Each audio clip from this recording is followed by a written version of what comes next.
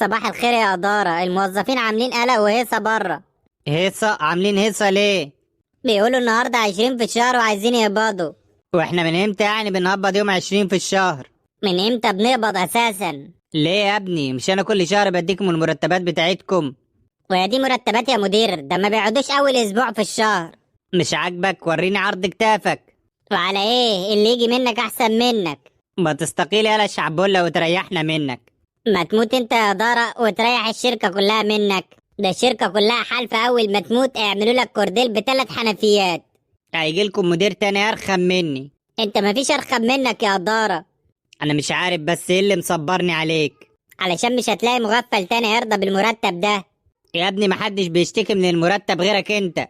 علشان محدش عارف بلاويك الزرقاء غير أنا. كان يوم اخبر لما عرفتك صندوق الاسود.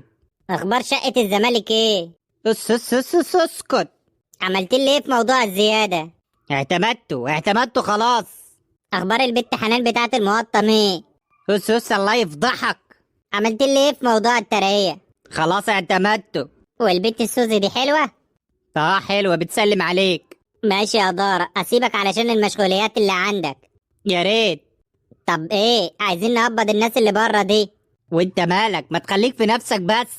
على رأيك يولعوا. طب وانا طيب عايز اقبض. بكرة ان شاء الله يكون الفلوس اتحولت. انت لسه بتكلم البت سهام بتاعة الغردقة؟ خد يا عم خد. ياخد عدوينك. ما تدعيش على نفسك. كم دول يا دارة؟ 7 زي كل شهر. وبعدين بقى هنتكلم في الموضوع ده كتير ولا ايه؟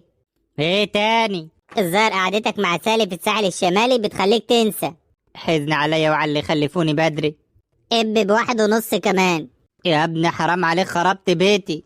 يا مدير دول ما يجوش تمن قعدة حلوة من القعدات اللي بتقعدها. ولا هو الرش بره حلو ولما تيجي عندنا بتقلب قرمط.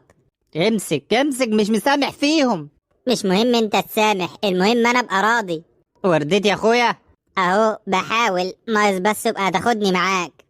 اختك معايا فين وانا مشغل معايا ابن اختي؟ ده انا ستر وغطى عليك. انت هتقول لي جربني ومش هتندم. اتكل على الله يا عم بقى. اسمها اتفضل. مراتك الجديدة اللي اتجوزتها عرف دي غيرت اخلاق خالص. الله يفضحك يا بعيد. ابقى امسح الروج يا دارة.